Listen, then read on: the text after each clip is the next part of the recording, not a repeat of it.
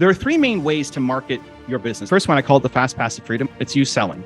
It's you reaching out to people and you offering your products or services. The goal is not just to sell them something out of the gate, but it's to hop on a call to give them value. So then it's a question of how do you find the people who are potential ideal clients for you to reach out to them. And a lot of them are posting to social media. You find them, see what they're talking about, reach out, offer to ask for help. It's reaching out and making a list of people who are potential ideal clients. This is one thing where people get wrong. It's not just anybody, especially in a service-based business at the beginning. It has to be someone who can afford your services. So if we're reaching out to a bunch of people who then can't afford us, well, you can help them and you can give them a lot of free content. But if you're doing outreach, we're trying to find ideal clients who can afford our services. And that is a process that a lot of people don't like to do because it's sales, but it's the fastest way to grow your business. It's making a list of the people who could be ideal clients and then reaching out to them. It's LinkedIn, it's Instagram, it's Twitter. It's like wherever they're living, where are they spending their time? And it's sending a message, like a text message, and then recording a quick video of some ideas. And then the offer is to hop on a call to help. The offer isn't like, and by the way, I charge $2,000 a month as a starting point, but it's an offer to hop on a call to help. And then once you're on a call with them, that's when you hopefully just give so much value that then they ask, hey, how can we work together? If you ever hop on a sales call, it's really just giving value for 30 to 60 minutes.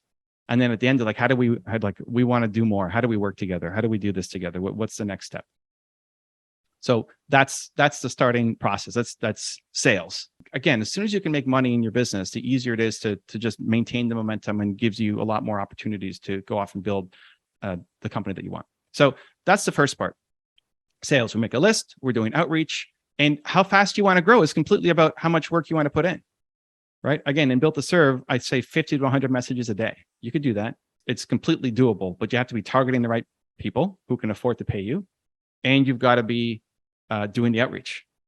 So that's sales. And you don't even need content. I mean, a lot of what we talk about here is making content, which is great. And I'll dive into that, but you don't even need content for that. You need a little bit on your social, like on your Instagram or your Twitter, your LinkedIn, or wherever you're going to be reaching out to people. You need to have a little bit there. If you're going the sales route, you don't need to make a ton of content. Now, these are not exclusive ideas. You can do both at the same time, but that's the fastest way to do it. So if your goal is, hey, I want to have a 6-figure business by the end of this year or next year, this is the fastest way to do it. Okay. Outreach. The second one is through partnerships. Who are the people that if they knew who you were would have a huge impact on your business? I just need this person to know about me, like me, trust me. If they did that, then they could refer me to 5 people, 10 people, 20 people, 100 people, 1,000 people, 100,000 people. Like, who are the people that if they knew you, they do a lot of the marketing, the sales for you. So in the first model, you're out there doing outreach one-to-one, one-to-one, one-to-one, one-to-one at scale, right? And the second one is you're only targeting certain select people, and then they're out marketing and talking about you because they know you, like you, trust you, and maybe there's even an incentive model built in for them to earn a commission in helping you. The easiest way to do that, this is actually not in Built to Serve for those of you who have the book. The easiest way to do that is to have a show and you invite people on. And we've talked about this, a couple of weeks ago, and I'll keep talking about it. Having biz dev as an ongoing segment or one of your shows on your channel, I think can tremendously help your business.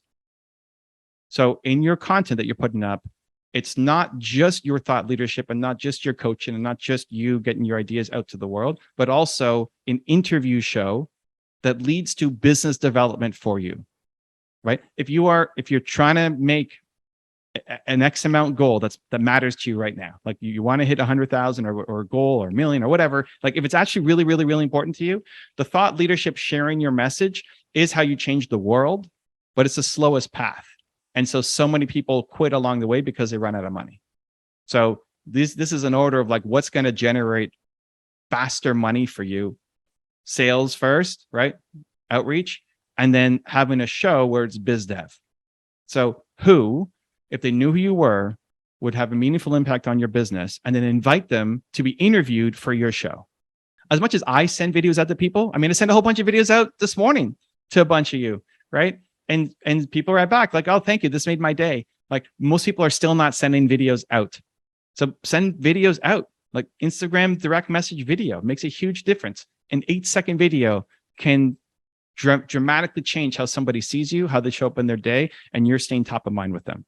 And if you've seen my videos, they're super, like today was freezing cold. It's just above freezing here in Toronto, Canada. I'm walking outside. I got my jacket on and my hoodie on, and like I'm freezing, and just like very basic messages like, hey, Nancy, happy Thursday. Super excited seeing you Movement Makers soon. And I'm thinking about you on my Believe walk today. And it's freezing here in Canada. Look at the leaves though. They're changing colors. I love you. I'll see you soon. Believe, send, right? I don't know. How long was that? 12 seconds? Like, but that makes a difference. It makes a difference.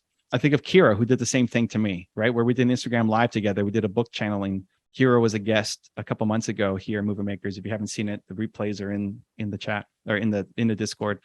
And we ended up partnering together on Freedom House, her publishing company. That's also now mid-six-figure business. And so it's like getting somebody on your show can lead to tremendous opportunities.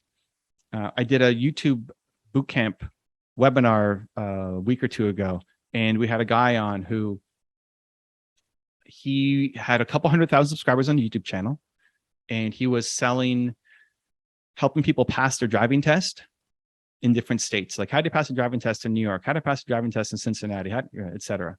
And that's a challenging channel because that's not one where people typically would subscribe and watch ongoing content. It's like, I care about passing a driving test and then I'm out. I don't want to continue for the next 5 years watching driving test content, right?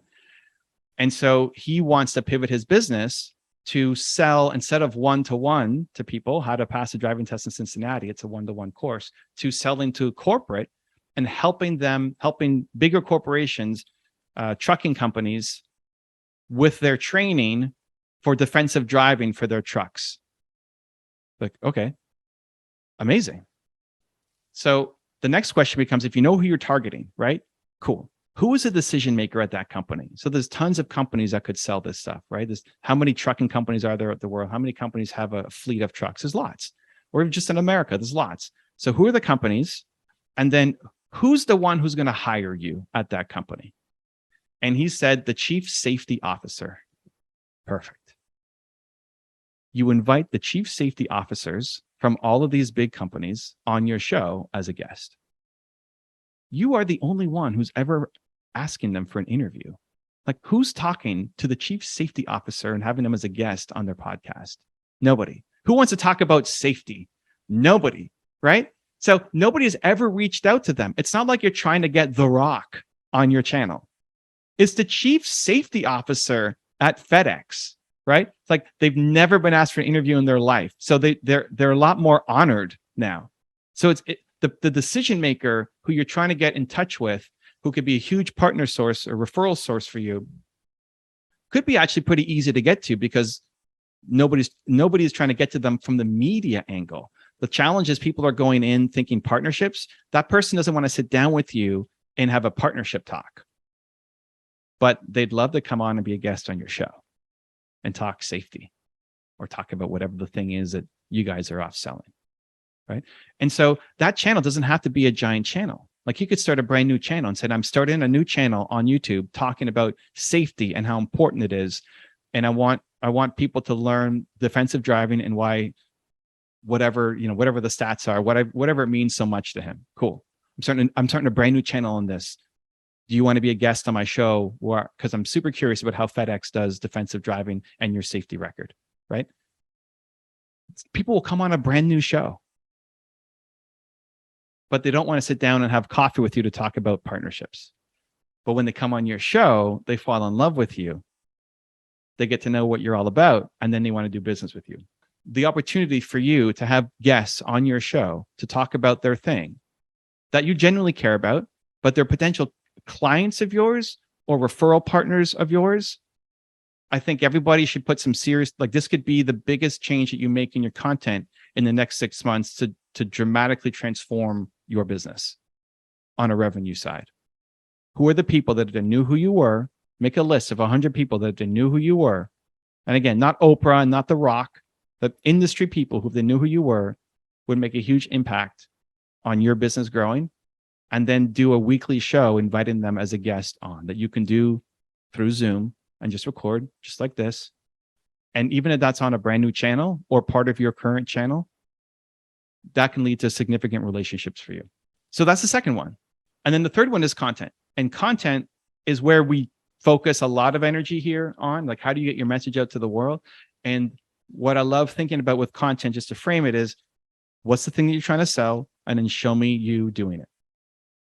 Yesterday, I had Dr. Yeager on my Instagram Live. He's the psychotherapist for the Detroit Pistons.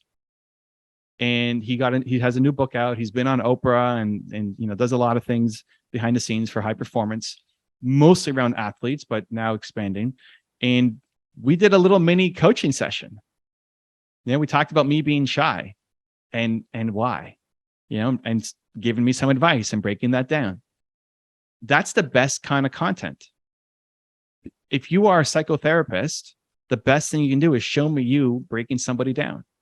Don't just tell a story about somebody else, and definitely don't just give me the 5 ways to XYZ. Like, show me you coaching.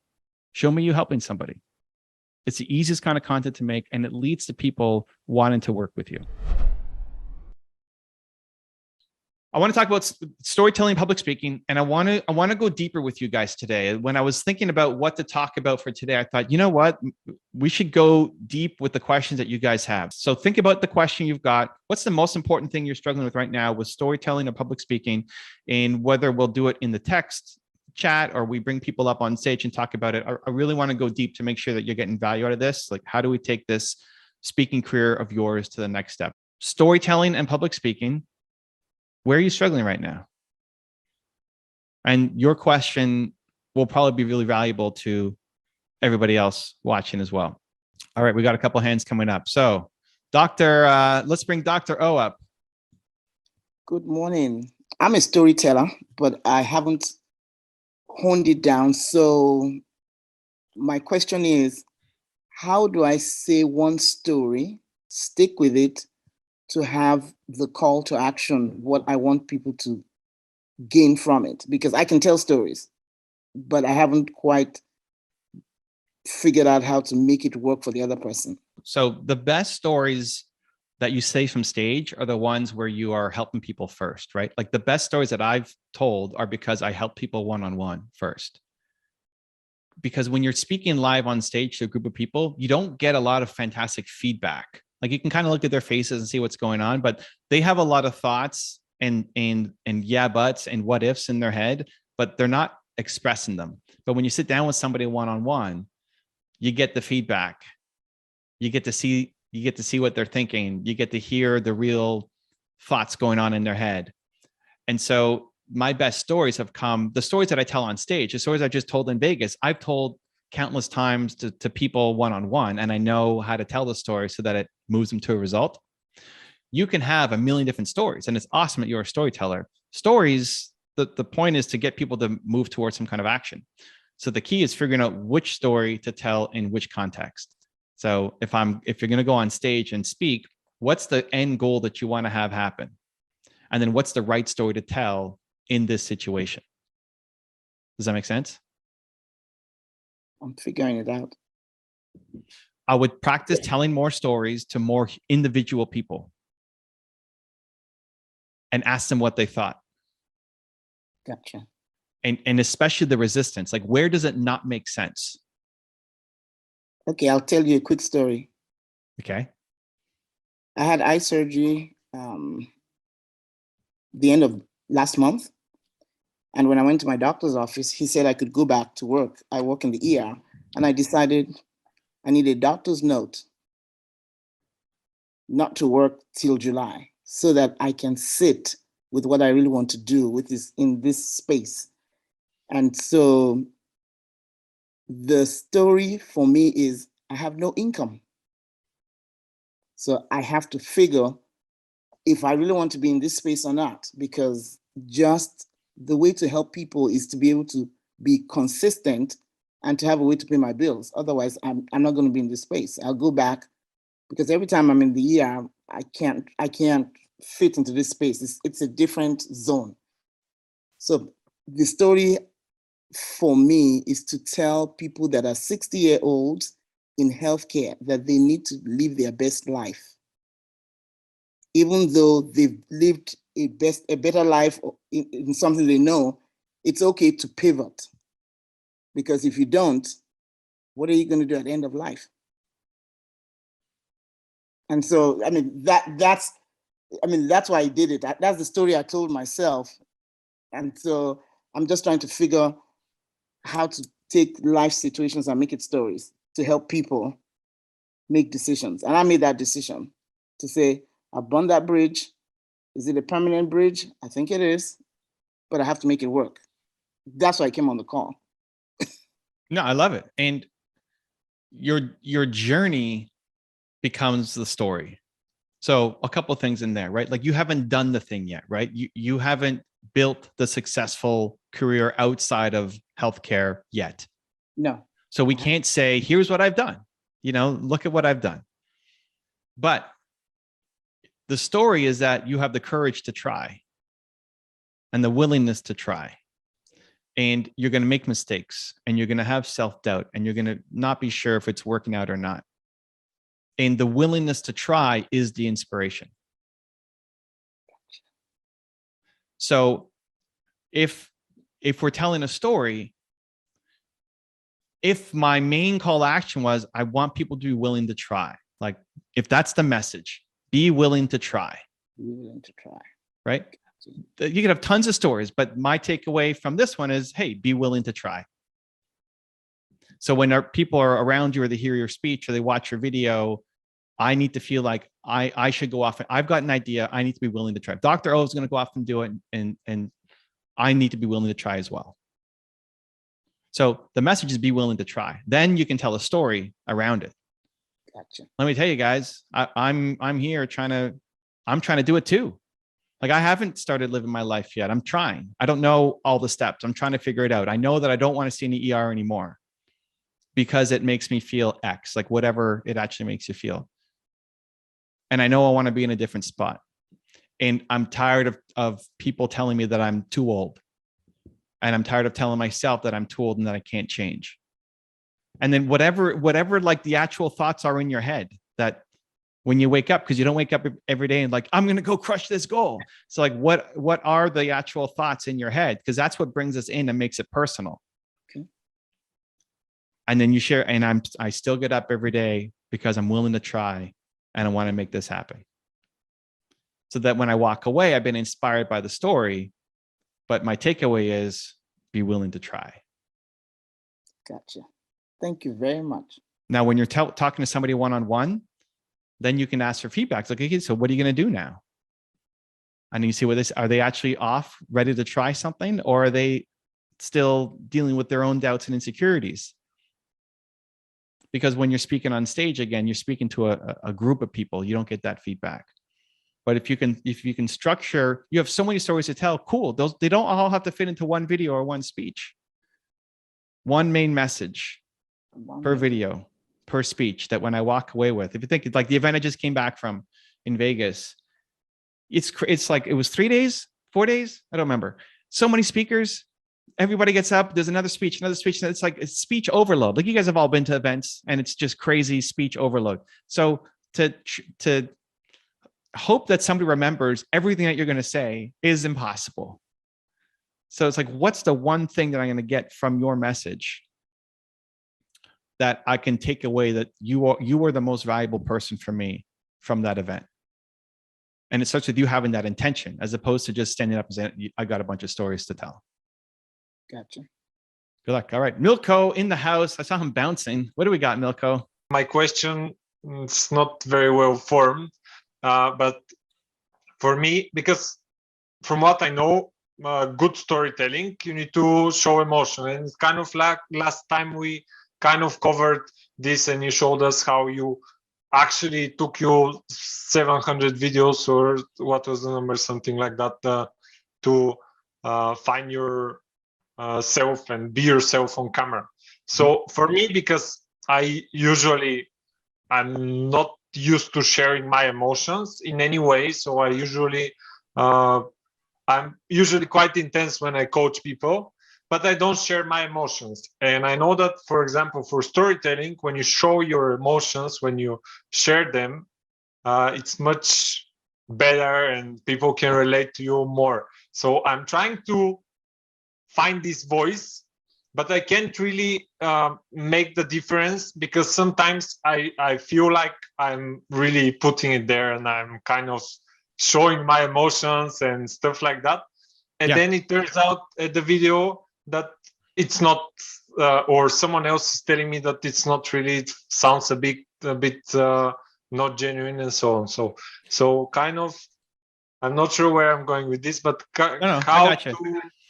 So listen, I mean, if you go back and watch our session from a couple of weeks ago, is, you know, I self-criticized my videos or critiqued them going back, and when I got the feedback to have more emotion, you see my very beginning videos, that the content was still almost what I talk about now.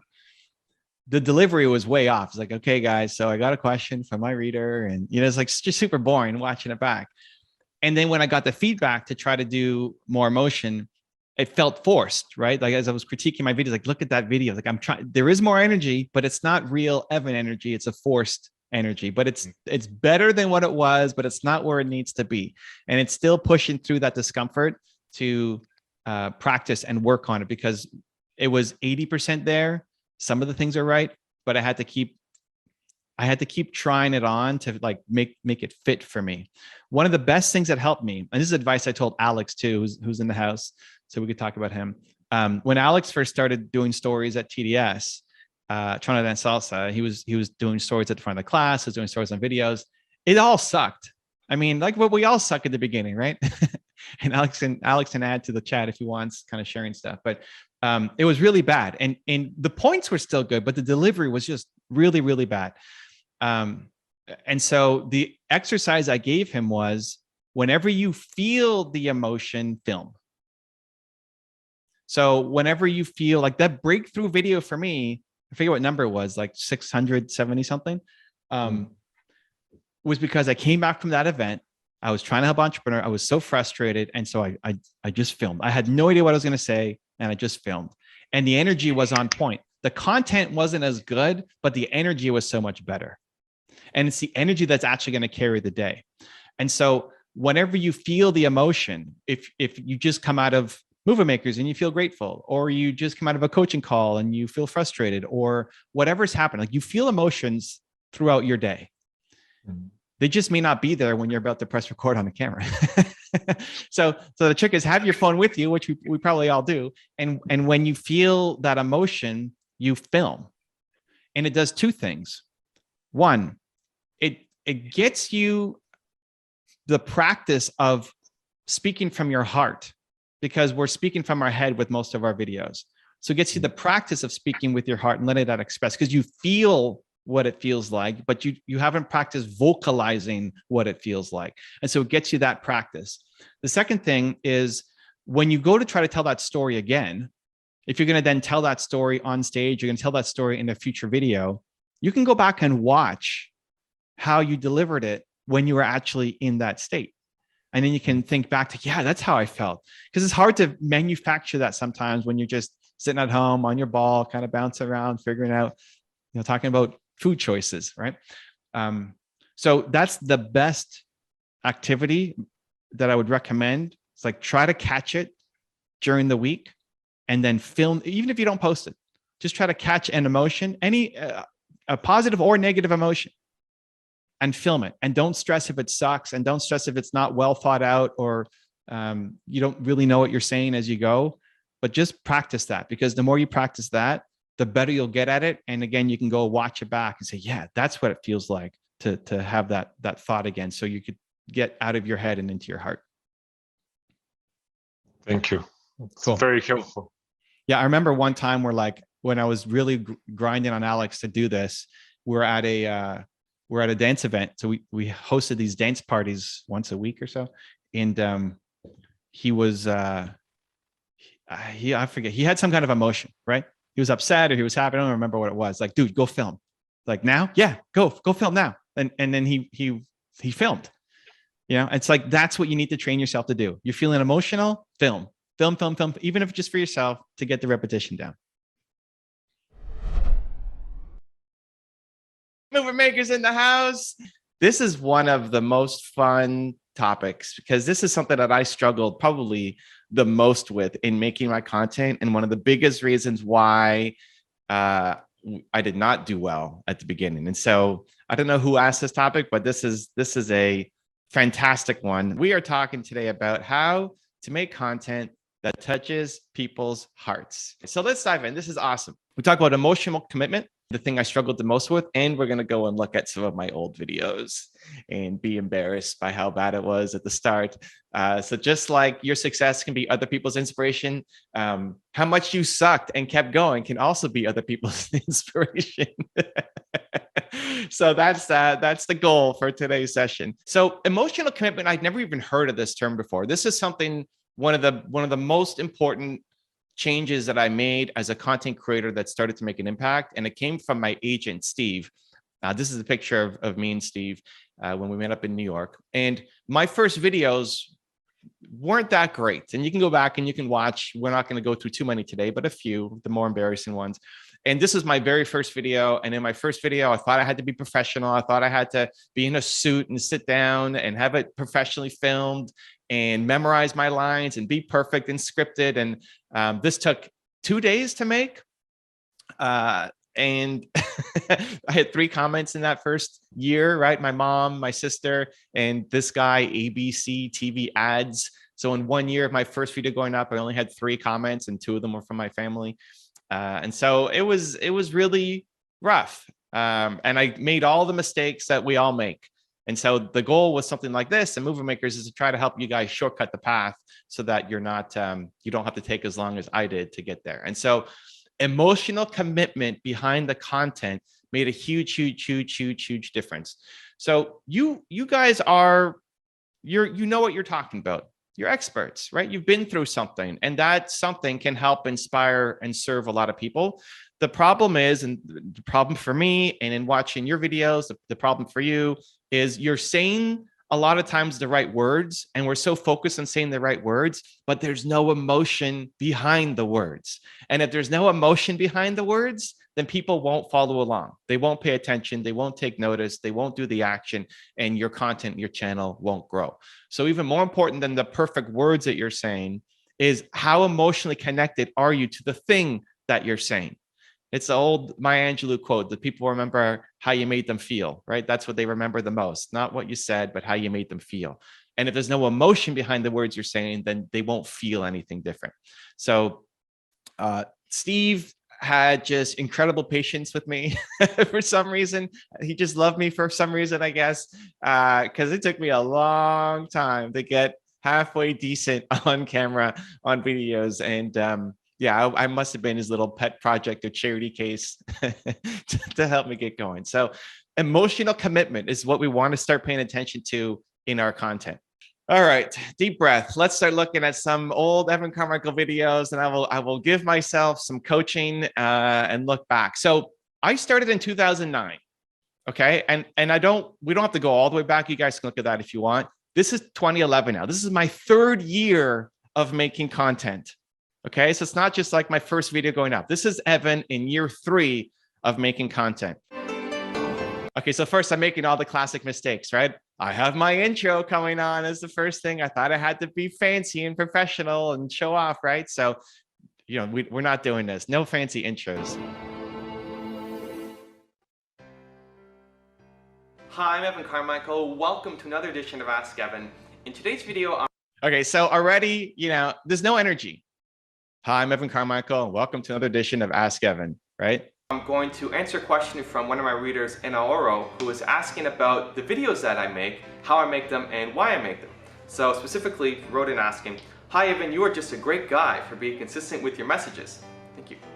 I have 2 questions for you. 1, in what way do these messages you send to people positively impact your business?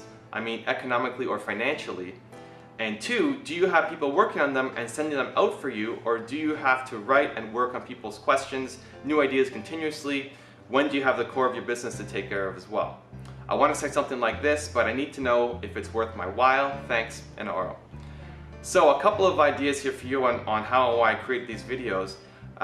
Most of the videos that I create come from reader questions, just like this, just like the one that you wrote in. I don't make money from these videos. Sometimes they're sponsored by a corporate partner, but most of the videos are not sponsored. I do the videos because I really like helping out entrepreneurs, and this is what gets me excited. I'll usually. Okay, so thoughts. What are your thoughts on this video? Pop it in the chat. I'd love to see what's coming up. Chrissy says it's adorable. Ida says nice computer. Where's the computer? Oh, well, this is 2011. That's an old school computer. Is that Windows 95? I have no idea.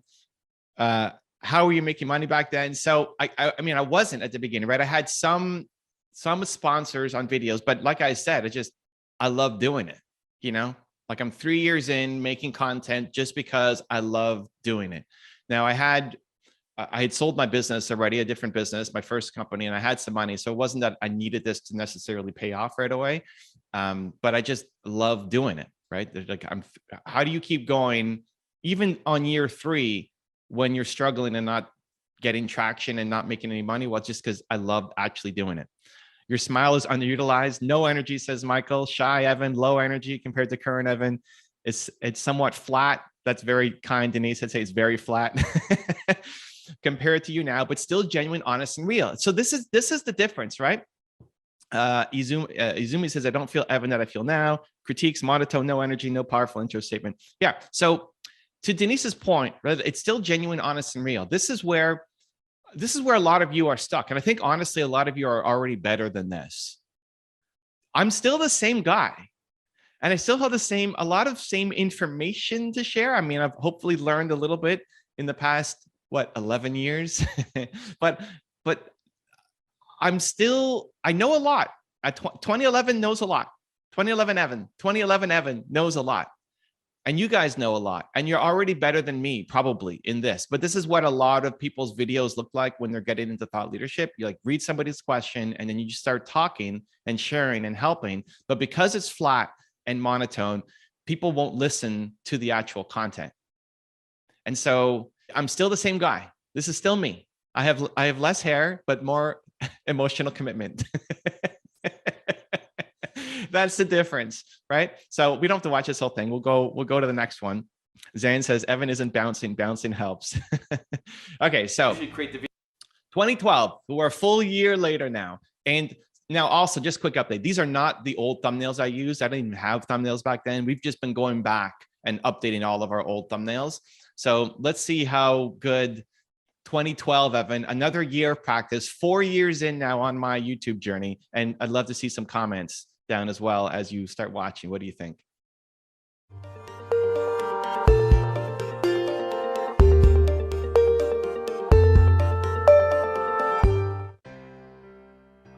Hi, I'm Evan Carmichael. Welcome to another edition of Ask Evan. Today I'm going to answer a question from one of my Facebook viewers, Jasmine, who wrote in a really, really long message. It's almost a page here of a message, so I won't read the whole thing, but the crux of it is, I know in my heart and mind that it takes money to make money. How do you make money if you don't have the finances to back it up? And that's the key thing I wanted to address today. I want to get that notion out of your head. It doesn't take money to make money. It's not about how many resources you have. It's about how resourceful you can be. So if you look at all the famous successful entrepreneurs, especially in the past, a lot of them didn't come from wealthy backgrounds. A lot of them didn't have huge investors. They bootstrapped their way up. You know, they made the tough decisions and did not go out and spend a lot of money. And the key here is not spending until you're making money. Okay, so we don't have to watch the whole thing. Quick thoughts. Better energy, better lighting, more comfortable. I'd say better. You look more confident, more energy, see more confident, more comfortable.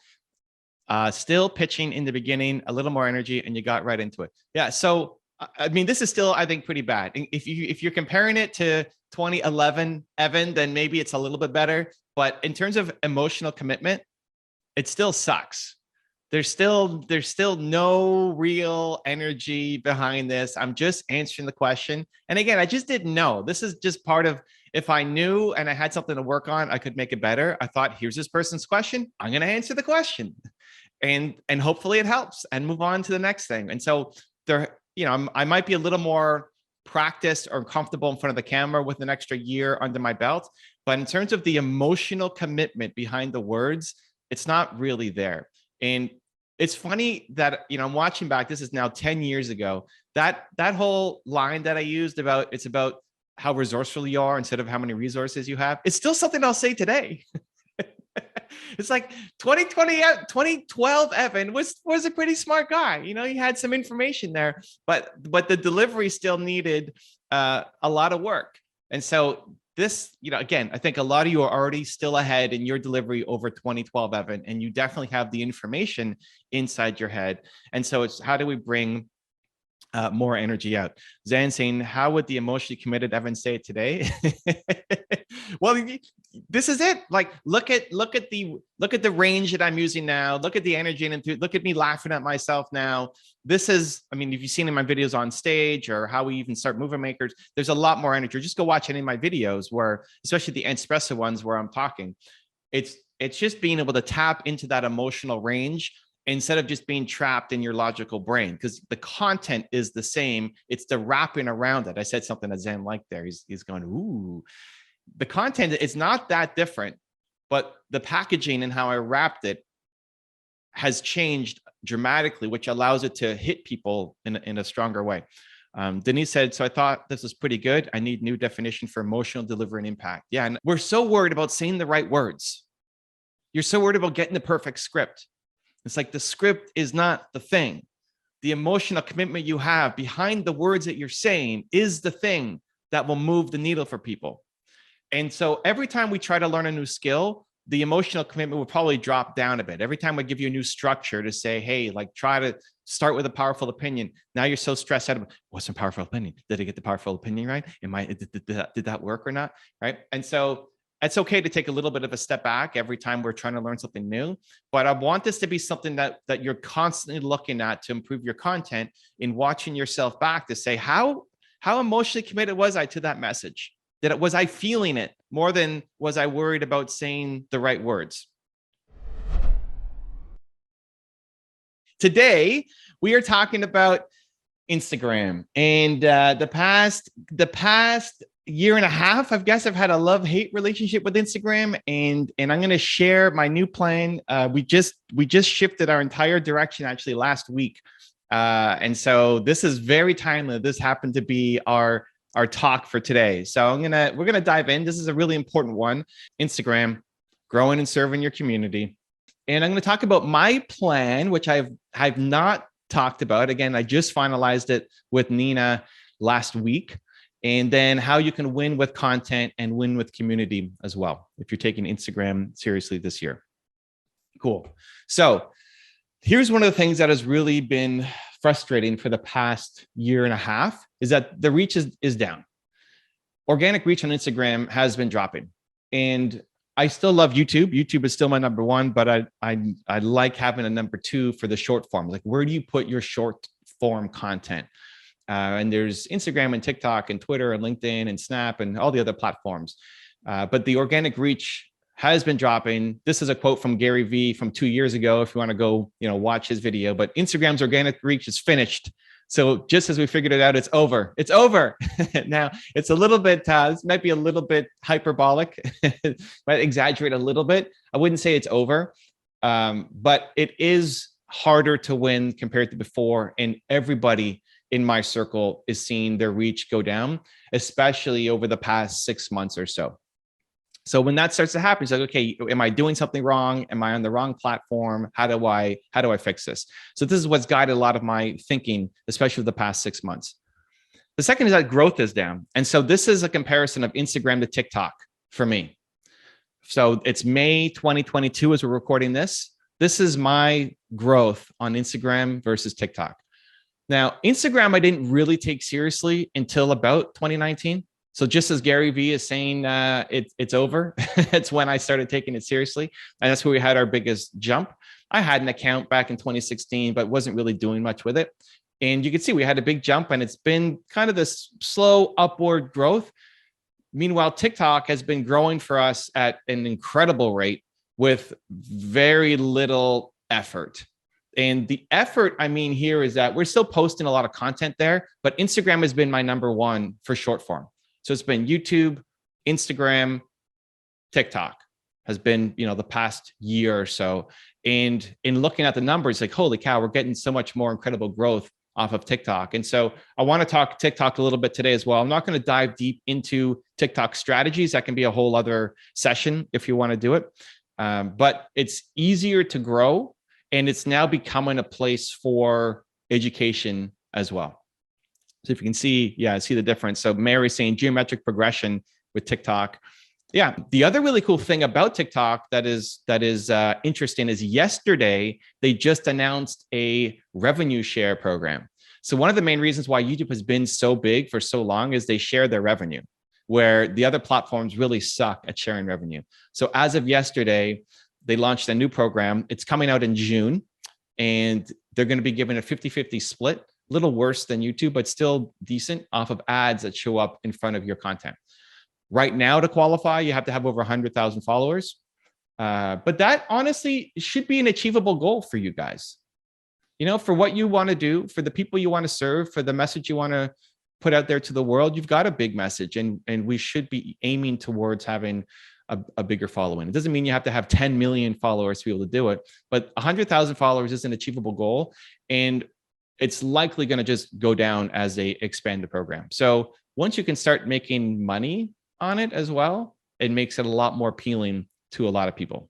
So my plan has now shifted as of May 2022, where TikTok has become my number 2. So YouTube is still by far number 1. It's not even close. But after YouTube, it goes TikTok for me, and then Instagram instead of flipping it. The good news is a lot of the TikTok strategies you can apply to Instagram. So a lot of the short form content, you can go to both. So what we used to be doing was taking our Instagram content, and then that becomes our hub for short form, and then that goes everywhere. So we'll make a TikTok post, we'll make a cartoon, we'll make a video, we'll make a quote, and then that goes to TikTok and LinkedIn and Twitter and Snap and all the other places. So YouTube was long form hub, Instagram was short form hub, and then whatever goes to Instagram goes to the other places. As of last week, we're switching it. It's YouTube first still, TikTok as a secondary home, and then from TikTok, we take the best performing content and put it to the other platforms. And so I want to start to at least gear your mind towards it, because a lot of the strategies that apply for TikTok for the content, you can apply for Instagram as well. So just a shift. This has been a dramatic shift for me. It's been coming, it's been a year and a half in the making, especially the past 6 months, but this is now the new plan for my content going forward. For anybody who's like, oh my gosh, I was just learning Instagram, now you want me to talk about TikTok and it's overwhelming, and like, what am I supposed to do? This is part of the game. Yeah, and this is part of my job with movement makers as well, is to show you not just what has worked, but what is working and what will work. So even the move from Facebook to Discord might have been a little painful for some people. It's like, oh, I got to learn Discord. I've never used it before. How does this app work? But this is part of the game, because people are not, if you're still using Facebook pages, it's the dinosaur and it's dying off, versus Discord, which is vibrant and active and can be used to grow your business. And so in a similar way, not that Instagram is dying, but good to know that this is the next thing coming up. And it's not just in the future, 5 years away, it's right here, right now. And so part of my job is to help guide and push and move you to the places where you can have the biggest impact, because that's what we're trying to do, right? And so even something like YouTube, I'm not obsessed over YouTube. It just happens to be the best place to get the message out. And you guys have a big message that people need. So let's talk about how to win with content. So when you hear me talk about my strategy, you might think, oh, is Instagram dead? and there's a lot of content, people saying, is Instagram dead out there? Is not dead. You just have to shift. You just have to shift the type of content that you're making to give yourself the best chance of winning. So this was a really great, I don't know if you guys follow Adam Mosseri or not, but he's the CEO of Twitter. And he had a post that he put out last year, which was really insightful as to where the direction of Instagram is going and how you can win. So one of the big quotes that he said was, Instagram is no longer a photo sharing app, where if you won on pictures, you're seeing a huge drop in engagement, especially over the last 6 months. A lot of our cartoons, right, saw a huge drop in engagement, in reach. Instagram is not promoting pictures as much anymore. Oh, Rebecca's drawing all over my slides. What are we drawing, Rebecca? I don't even know how to take that off, but it's okay. Rebecca's adding some artwork. We got 3 green lines to our slides. We love you. So I thought what I would do is also even watch this video together, because there's a couple things in here that I think would be really helpful to watch. So if I load up Adam's video here,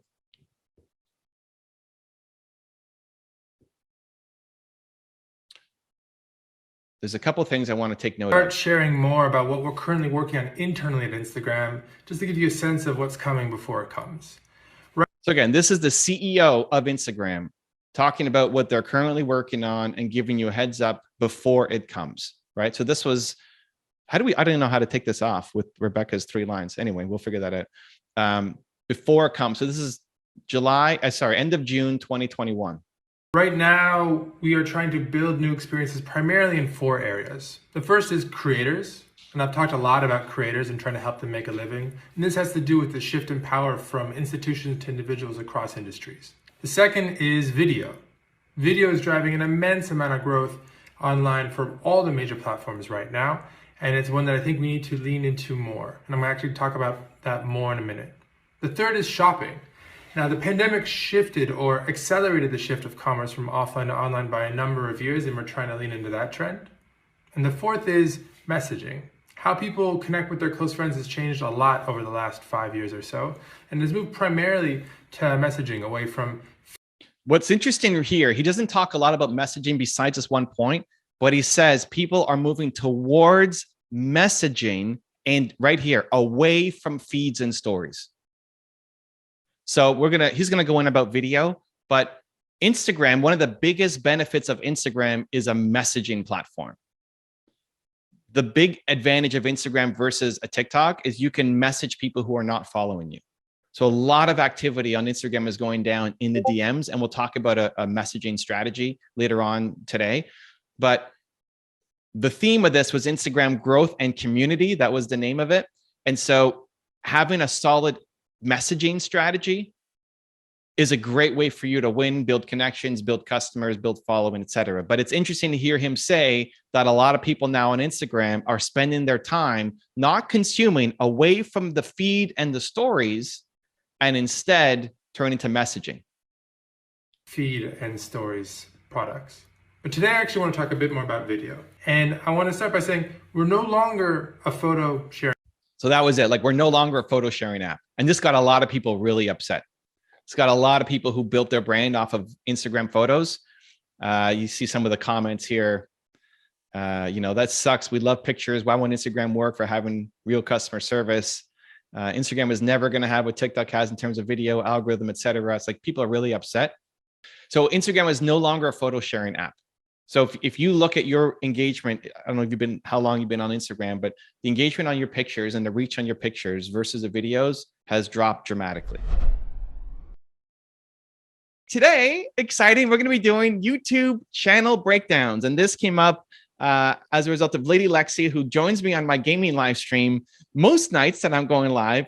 And she said, look at our channels, do a breakdown, look at our channels and give us some feedback. I said, okay, we'll post it as a topic, and you guys voted it up. So we're going to be doing the first part, some channel breakdowns. What I found is by looking at one person's channel, you often get ideas on what you can do for your own as well. So hopefully the examples we go through will be helpful for you as well. So I'm going to start by pulling up Lady Lexi's channel and get some feedback. So you can get your messages out to the world, making an impact, having a difference, and also hopefully making you some more money as well. So when I first look at a channel, and again, this is something hopefully all of us can learn from.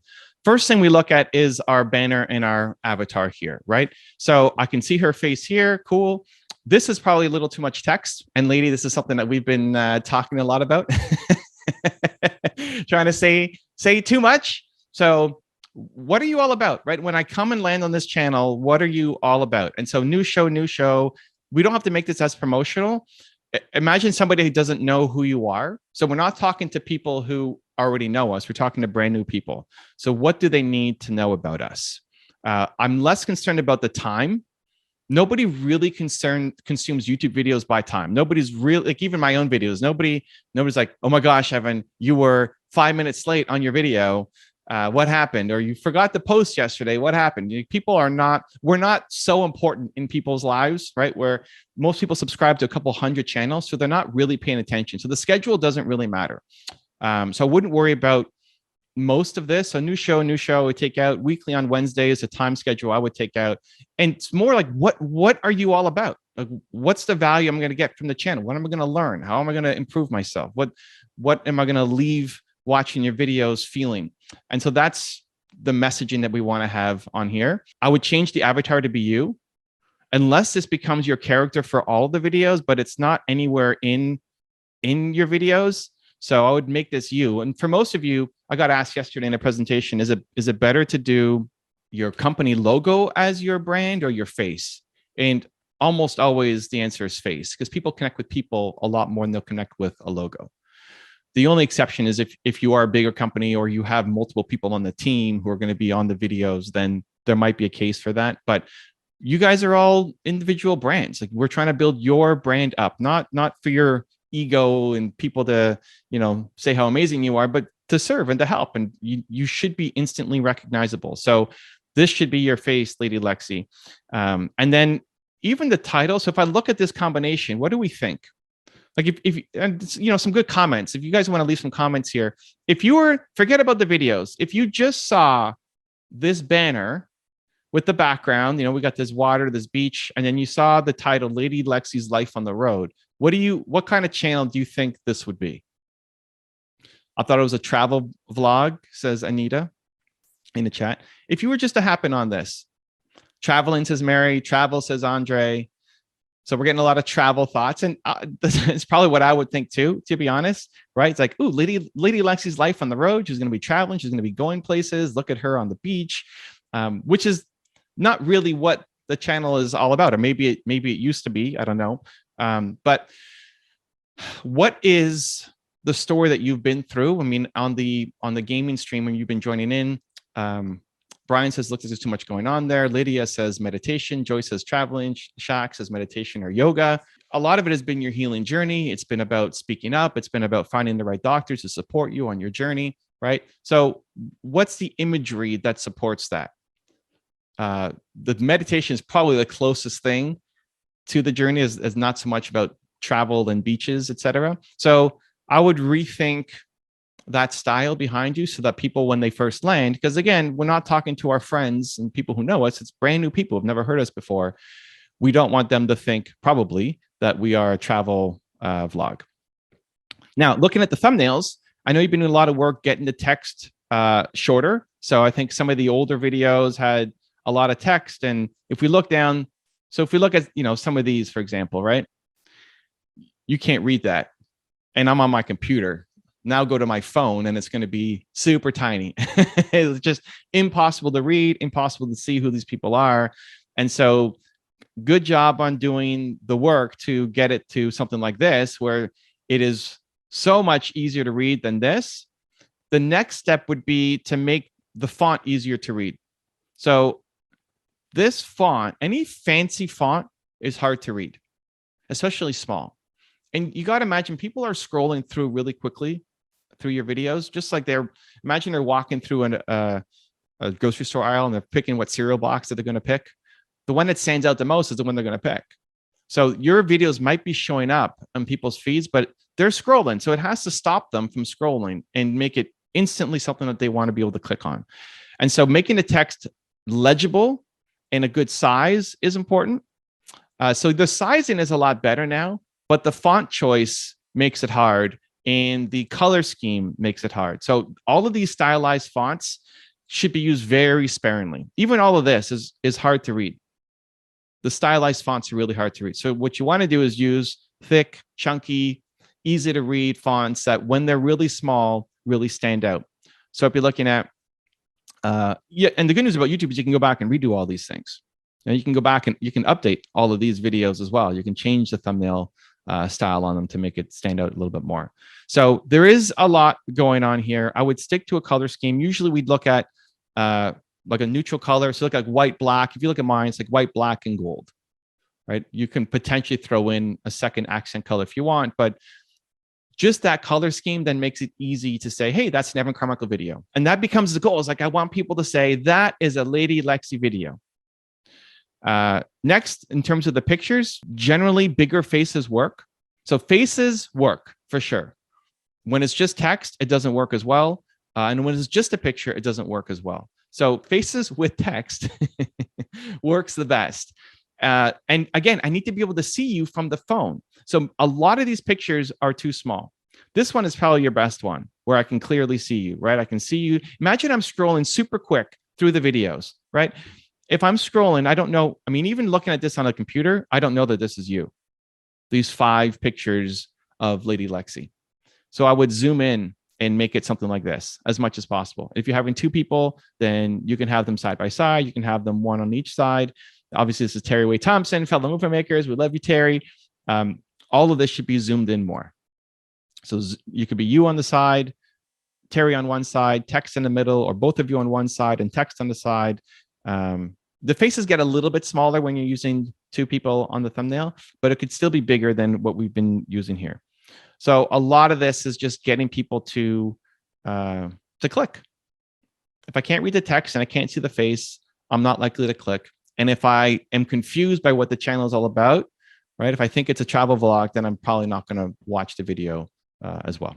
Next thing for any video is the starting has to be awesome. You want to hook people right away. So step 1 is just in terms of the branding, does this person look like somebody who I want to learn from? Right? So do they look like me? It doesn't have to be back to Titan twin content. You don't have to look like you're Oprah Winfrey, but does it look like you know what I've been through and can you solve my problem? Right? So, Alex in here doing his salsa dancing, there should be a salsa dance at the top, right? It shouldn't just be Alex's face. It should be people salsa dancing. If Zane's doing one around confidence, it should feel like I'm going to get more confidence just by looking at the banner and the avatar, right? So that's step 1, like branding. Are you the person that I think will help me solve my problem? Step 2 is then with your click-through rate, having thumbnails and titles that will get people to want to click on the video. And then step 3 is keeping people in the video. So if you look at a video, the starting point has to be really powerful. So ladies, fairly consistent, right? 10 hours ago, 19 hours ago, 1 day ago, 7 days ago, 7 days ago, 7 days ago, 9 days ago. Okay, so the next for scheduling for anybody here, I would space these out more. Instead of doing 3 videos on one day, take a week off and then do 3 videos again on another day. Space these out so that you're not squishing them all together. This would be better to have 6 videos over 7 days instead of 3 videos on one day and then 3 videos on another day and then have a big break in between. The length is good. 30 minutes, 16 minutes, an hour, 42 minutes, 29 minutes, 42 minutes. The length is good. And then if we play, we can see how it starts. Done with it. I'm not going to do this. Well, that's when enough is enough. It's when you realize that you're experiencing mental or physical problems, that you get that pit in your stomach, that you know something needs to be done, and you are willing to go. This is not bad. This is not bad. The thing that would change, I mean, we could be more emotional. It's like the first sentence has to matter. You have to feel it. You're not just making a video, you're talking to somebody. But this is a lot better than the live streams where you're just kind of welcoming people and having a good time. So this is a lot better. And I would also not lead with this. Never lead with a static image. Go right to you. Or people talking, right? Never lead with just audio and a static image because you want people to see your face immediately. You'll just lose people when it's a static image. But that part's getting a lot better. And then just more emotion. Like imagine that this matters. Imagine that your message is going to change somebody's life today, and try to approach it with that, not intensity, but just intentionality. That somebody's in a really tough spot right now, and they're going to watch your video and they're going to only listen to the first 3 sentences, and the words that you say matter. But even more important is the emotion that you have in it. So this is great. This is a great start. And then it looks like you're moving around and now you're outside and now you have guests on board. Once you start getting data, you can pay attention to where the audience retention is falling off, like where are you losing people? You can look at your data and see. But this is a fantastic start. Yeah, I like it. So the biggest thing for you then is update the banner, update the avatar, continue working on the thumbnails to make the text super easy to read, zoom in on the faces, and the start of your videos, making them more emotional and to the point.